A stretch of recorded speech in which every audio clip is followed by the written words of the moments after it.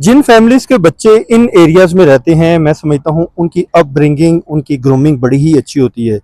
एक आम तासुर रावलपिंडी शहर के हवाले से अगर आप इस्लामाबाद के साथ इसको कंसिडर करें, क्योंकि रावलपिंडी और इस्लामाबाद जुड़वा शहर हैं, तो एक आम तासुर जो रावलपिंडी के बारे में कहा जाता है वो ये होता है कि यार यहाँ पर माहौल इतना ज़्यादा अच्छा नहीं होता। लेकिन तस्वीर के दोनों अगर आप रुख देखें, मेरा कहने का मतलब ये है कि रावलपिंडी में बहुत सारे ऐसे एरियाज भी हैं जो कि बड़े ही वीआईपी हैं। इनको मिनी इस्लामाबाद भी कहा जाए तो गलत नहीं होगा। जैसा कि चकलाला स्कीम 3, ठीक है, इस वक्त हम बेसिकली चकलाला के ही इलाके में मौजूद हैं। चकलाला के कंटोनमेंट के मुख्तसर से रिहायशी इलाके हैं जिसमें scheme 3 one sorry Chaklala scheme 1, Chaklala scheme 2, scheme 3 भी आता है। अभी इस टाइम हम चकलाला स्कीम 3 से होते हुए बेसिकली जीटी रोड तक का सफ़र करेंगे।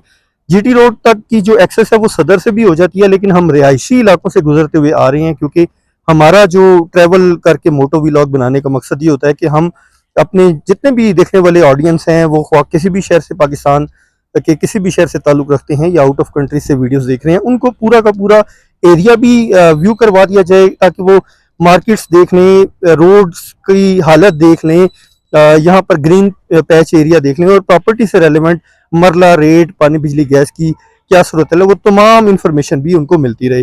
तो जिन दोस्तों भाइयों ने अभी तक Ali vlog TV YouTube channel को सब्सक्राइब नहीं किया, kindly do subscribe the channel as well, ताकि आपको इसी तरह की मजीद वीडियोस और अपडेट्स भी मिलती रहे। स्कीम 3 को तकरीबन हमने क्रॉस कर लिया है। ये जो राउंड अबाउट है ना, ये बिलाल शहीद चौक है, बिल्कुल स्ट्रेट हमने जाना है। अगर हम राइट साइड पर मुड़ते तो रावलपिंडी का एक नेशनल पार्क है, अयूब पार्क और गुलिस्तान कॉलोनी और भी इस तरह के रिहायशी इलाके राइट साइड पर कनेक्ट हो जाते हैं। लेकिन हमने बिल्कुल सीधा जाना है क्योंकि हम बेसिकली जो है वो जीटी रोड तक के सफ़र को लेंगे। और इस दौरान अभी चकलाला हाउसिंग स्कीम 3 जो है वो तकरीबन ख़त्म हो चुकी है। एक रोड तकरीबन इख्तिताम के करीब है। जैसे ये रोड ख़त्म होगा ना, तो हम जिस रोड पर चढ़ेंगे ना उसको बेसिकली डोक चौधरियाँ वाला रोड भी कहती हैं, ठीक है, ये आप नोट कर लें। ये देखें, आप हमने टर्न ले लिया और स्टार्ट में आपका आ जाएगा जी कमर्शियल एरिया। दोस्तों इस जगह पर बहुत सारी कॉलोनीज, बहुत सारी सोसाइटीज, बहुत सारे टाउन्स आते हैं, बहुत सारे पुराने रिहायशी इलाके भी आते हैं जैसे कि डोक चौधरी हैं, ठीक है। और यहाँ पर आपने देखना है जी, ये पहला पेट्रोल पंप आएगा शेल का। इसके बाद जो अटक का पेट्रोल पंप आएगा ना, उसके राइट लेफ्ट पर बहुत सारी कॉलोनीज हैं, वो आगे चलकर आपको मैं उनके नाम भी बताऊंगा। और ये एक मुख्तसर सी आप समझ लें डेफिनेशन होगी उन रिहायशी इलाकों के हवाले से, क्योंकि उन रिहायशी इलाकों के हवाले से हम ऑलरेडी व्लॉग्स कवर कर चुके हैं। तो जनाब ये डोक चौधरियाँ वाला रोड है, पीछे आप कह सकते हैं स्कीम 3 वाला रोड था। दोनों रोड्स पर आपको कमर्शियल एज इट इज मिलता है। जो स्कीम 3 था ना, उसमें 50-60 लाख रुपए प्लस है मरला रेट ज़मीन का। पानी बिजली गैस की मतलब ज़रूरियात की जितनी भी चीज़ें हैं वो वहाँ पर मौजूद हैं। पानी की आजकल आपको पता है हर जगह पर ही थोड़ी बहुत कमी देखने में मिलती है। तो जहाँ तक इस रोड की बात है ना, यहाँ पर ऐसा नहीं है कि 50-60 लाख रुपए रेट है। यहाँ पर रेट तकरीबन 40 to 50% तक लेस हो जाता है अगर हम इसको चकलाला स्कीम 3 से कंपेयर करें, क्योंकि वहाँ पर रोड का नेटवर्क अच्छा है, गलियाँ कुशादा हैं। अब ये देखें, बारिशों की वजह से ये रोड जो है ना वो टूटना शुरू हो चुकी हैं। चले अब मैं कुछ बात कर लेता हूँ यहाँ पर कॉलोनियों की। तो यहाँ पर एक जान कॉलोनी है, ठीक है, एक वलायत कॉलोनी है, कम्प्लेक्स बोल रहा हूँ, वलायत होम्स के नाम से एक कॉलोनी है, जान कॉलोनी है, यूसुफ कॉलोनी है। ये सारी ये जो कमर्शियल सेक्टर आपको नजर आ रहा है ना, इनकी राइट लेफ्ट के ऊपर ही मौजूद है। और इन तमाम कॉलोनीज के हवाले से हमने व्लॉग्स ऑलरेडी कवर कर चुकी हैं, ठीक है। तो वो लॉन्ग वीडियो सेक्शन पर उन कॉलोनीज या उन सोसाइटीज का नाम लिख के स्पेस देके अली व्लॉग टीवी लिखेंगे तो तमाम इंफॉर्मेशन आपको मिल जाएगी। गैस मौजूद है, बिजली मौजूद है, पानी लोग बोर का भी करवाते हैं। लेकिन इन एरियाज में स्कीम 3 जो चकलाला पीछे हम एरिया छोड़ के आ चुके हैं, उससे ज्यादा इशू है पानी का। यानी कि यहाँ पर मोस्टली जो है ना वो टैंकर्स ही यूज होते हैं। जो लोग अक्लो शऊर वाले हैं और इस्तेमाल भी करते हैं, ठीक है, अल्लाह ताला ने अक्लो शऊर तो खैर सबको ही दिया है, जो इस्तेमाल भी करते हैं ना वो रेन हार्वेस्टिंग सिस्टम करवा लेते हैं। उनका सर्दी गर्मी धूप बहार खिजा हर टाइम जो है ना पानी अल्हम्दुलिल्लाह आता है। क्योंकि अभी ये कल परसों ही बारिश हुई है पिंडी इस्लामाबाद में, और इतना जो है ना लाखों जो लीटर पानी है ना, या टनों के हिसाब से क्या कहेंगे उसकी मेजरमेंट को, तो वो सारा ज़ाया चला जाता है, ठीक है। जब आप अपने बोर को रिस्टोर नहीं करवाएंगे तो कैसे फिर आपके पानी के मसले मसाइल हल होंगे। अच्छा, ये डोक चौधरियाँ वाला ही रोड है और इस रोड के ऊपर आपको कमर्शियल सेक्टर, यानी कि आपने सुई एक मामूली सी एक सबसे छोटी चीज़ कंसिडर की जाती है ना, वो लेकर आपको ज्वेलरी तक सब मिल जाती है। तो हर एरियाज के दोस्तों प्लस पॉइंट्स भी होते हैं और माइनस भी होती हैं। माइनस ये है कि यार यहाँ पानी का थोड़ा बहुत इशू है, जबकि प्लस पॉइंट ये है कि यार यहाँ पर आपको तमाम जो है ना फैसिलिटीज़, जैसे कि ग्रोसरी स्टोर्स हैं, कमर्शियल सेक्टर है, हेल्थ सेक्टर है, एजुकेशन सेक्टर है, स्कूल कॉलेजेस, क्लिनिक्स और यानी कि अस्पताल प्राइवेट वगैरह, ये सारी फैसिलिटीज़ यहाँ पर आपको इजीली अवेलेबल मिल जाती हैं। और यही रोड अब आगे दोबारा से एक और दूसरे रोड की तरफ कनेक्ट होगा। वो जब हम कनेक्ट होंगे तो फिर आपको बताएंगे। बस ये याद रखिएगा कि इस सफ़र के दौरान हमने 3 रोड्स को जो है ना कनेक्ट किया, या 3 रोड्स के ऊपर हमने सफ़र किया। एक तो चकलाला वाला रोड था, ठीक है, वहाँ मैंने आपको सारी सूरत हाल बता दी। वहाँ का सिविक सेंटर भी रास्ते में आया होगा, अगर आपने गौर किया तो वो एक बहुत ज़बरदस्त किस्म का कमर्शियल सेक्टर है, हर चीज़ वहाँ पर भी मिल जाती है, थोड़ा वीआईपी एरिया है। ये थोड़ा सा आप कह लें अंदरून शहर का टच आ जाता है जैसे जैसे आप थोड़ा सा आगे जाती हैं, क्योंकि यहाँ पर बेसिकली ना जो राइट लेफ्ट के ऊपर रिहायशी इलाके हैं, कॉलोनीज नहीं है, छोटे छोटे मोहल्ले हैं, ठीक है, जितना जितना हम आगे जा रहे हैं, ठीक है। तो ये पुराने यानी कि अंदरून शहर के एरियाज हैं, यानी कि काफ़ी अरसा दराज से आबाद हैं। तो यहाँ पर अब जहाँ तक रेट की बात है, जो मैंने आपको वलायत कॉलोनी बताया, जान कॉलोनी बताया, यूसुफ कॉलोनी बताया, या ये जो राइट लेफ्ट पर छोटे छोटे मोहल्ले हैं, यहाँ पर मैं एवरेज रेट आपको बता देता हूँ, क्योंकि डिटेल वीडियोस तो बनी हुई हैं। एवरेज रेट जनाब यहाँ से 25 लाख से 35 लाख की ब्रैकेट में है। मतलब मिनिमम भी अगर आप कंसिडर करेंगे ना, तो आपको जो है ना ऐसा नहीं है कि 15-20 लाख वाला सीन हो, क्योंकि देखिए मार्केट हर चीज़ यहाँ से करीब है। तो ये अपने माइंड में रखें कि यहाँ प्लॉट वाला कोई सीन नहीं होता। मैं घर की बात आपको बता रहा हूँ। अगर आपने घर लेना है ना, सपोज करें 5 मरला डबल स्टोरी, तो 2.5 करोड़ से कम नहीं है। ऐसा नहीं है कि आप सोचें कि यार मुझे 1.5 करोड़ में पड़ जाएगा। हर एरिया की ना अपनी एक वर्थ होती है, ठीक है। बाकी ये जो रोड है ना, अब आगे से राइट साइड पर आपका गुलरेज वाली साइड और बैरिया वाली साइड पर कनेक्ट होता है। और आपको पता है गुलरेज और बैरिया ये सारे बेसिकली जीटी रोड के एडजेसेंट एरियाज हैं, जहां से आपका जीटी रोड स्टार्ट हो जाता है। और हम क्योंकि सदर वाली साइड से नहीं आए, ताकि इन रिहायशी इलाकों का भी एक आपको टूर करवाया जा सके। और जो लोग Ali vlog TV YouTube channel से जुड़े हुए हैं, जो वाबस्ता हैं, उनको वो जानते हैं कि हम बेसिकली मोटो व्लॉग बनाकर आपको एरिया का भी टूर करवाते हैं, ठीक है। काइंड ऑफ ट्रैवल व्लॉग भी हो जाता है, ताकि जो लोग पिंडी आने के ख्वाहिशमंद हैं, या पिंडी से फेमिलियर नहीं हैं, या पिंडी के रिहायशी भी हैं लेकिन एरियाज का इतना ज़्यादा उनको नो हाउ नहीं है, क्योंकि यूट्यूब के ऊपर आपको ये कंटेंट और नहीं मिलता, ज़्यादा नहीं मिलता। इनफैक्ट अल्हम्दुलिल्लाह अल्लाह के फजल करम से ये पहला वाइड यूट्यूब चैनल है जो आपको गली गली मोहल्ले, या ख्वाह वो इस्लामाबाद शहर है या पिंडी, आपको सारे एरियाज का प्रॉपर टूर भी करवाता है, ताकि आपको जो है गूगल मैप की भी जरूरत ना पड़े। आपने जहाँ पर भी जाना है ना, आपको आइडिया हो। तो अगर आप मरी रोड वाली साइड से आ रहे हैं ना, ट्रैफिक में स्टक हैं, या कोई जल्द से जुलूस निकले हुए हैं, तो रोड्स स्टक हैं, तो आप इन एरियाज को भी एक्सेस करके दोबारा से जीटी रोड की तरफ कनेक्ट कर सकती हैं, ठीक है। तो हम बहुत करीब पहुंच चुके हैं जनाब गुलरेज बैरिया वाली साइड के।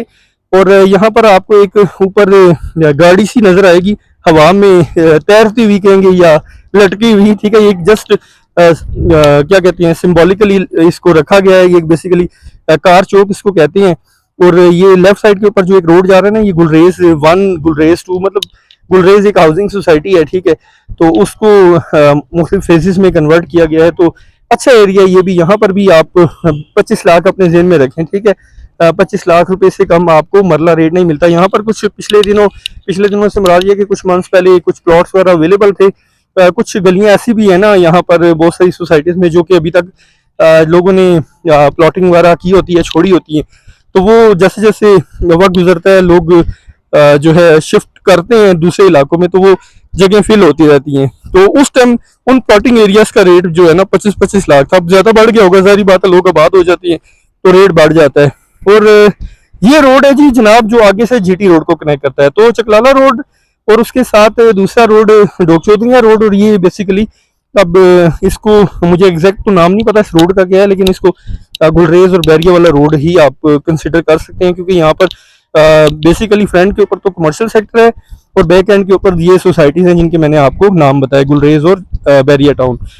ठीक हो गया दोस्तों। तो यहाँ पर तो हर बंदे को ही पता है कि बैरिया की क्या रेट्स हैं। और बाय द वे यहाँ पर फेज 1, फेज 2, फेज 3, फेज 4 ये फेजेस जो है ना वो स्टार्ट में आ जाते हैं। और ये बेसिकली जीटी रोड की लेफ्ट साइड पर आते हैं। अगर आप सदर वाली साइड से टुवर्ड्स रवाट की तरफ मूव कर रहे हैं ना, तो ये सारे फेजेस इस साइड पर आते हैं, ठीक है।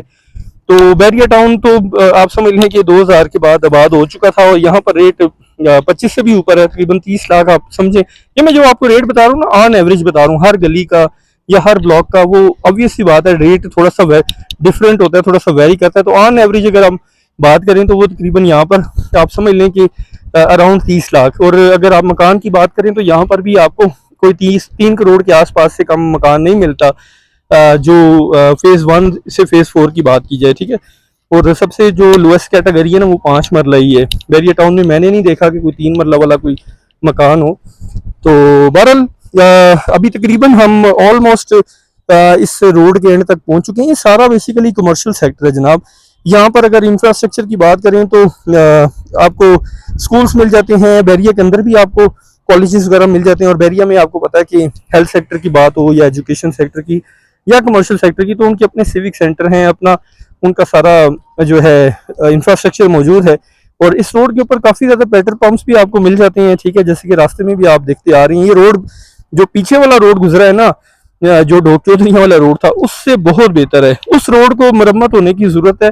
अब ऑब्वियस ही बात है, जब उनके रिहायशियों को कोई फ़र्क नहीं पड़ता तो हम कौन होते हैं कि कहने वाले कि यार इस रोड को तामीर करना चाहिए या होना चाहिए। तो खैर ये माशरे में रहने वाले उन लोगों का अपना डिसीजन होता है। बहरहाल जी, आज के वीलॉग के हवाले से होपफुली आपको सारा का सारा रास्ता भी समझ आ गया होगा कि यार रास्ता जो चकलाला से बैरिया टाउन और फिर जीटी रोड का जो है वो कहाँ तक और कितने मिनट में तय हो सकता है, और यहाँ पर ट्रैफिक की क्या सूरत हाल थी। बाय द वे ये तकरीबन अर्ली मॉर्निंग में मैंने सफ़र किया है। यहाँ पर एक चीज़ नोट कर लीजिए कि जब छुट्टी का टाइम हो बच्चों की स्कूल की या ऑफिस टाइमिंग्स हों सुबह के टाइम, तो यहाँ पर काफ़ी ज़्यादा रश होता है, क्योंकि ये जो वीडियो है वो रिकॉर्ड की गई है वीकेंड के ऊपर, ठीक है, सैटरडे संडे के दिनों में। तो फिर अमूमन आपको पता ही होगा कि इस दौरान बच्चों के स्कूलिंग की भी छुट्टी होती है और ऑफिस वगैरह भी मोस्टली क्लोज होती हैं, तो इतना ज़्यादा ट्रैफिक आपको देखने में नहीं मिलता। अलबत्ता इस रोड के ऊपर बहुत ज़्यादा ट्रैफिक होता है।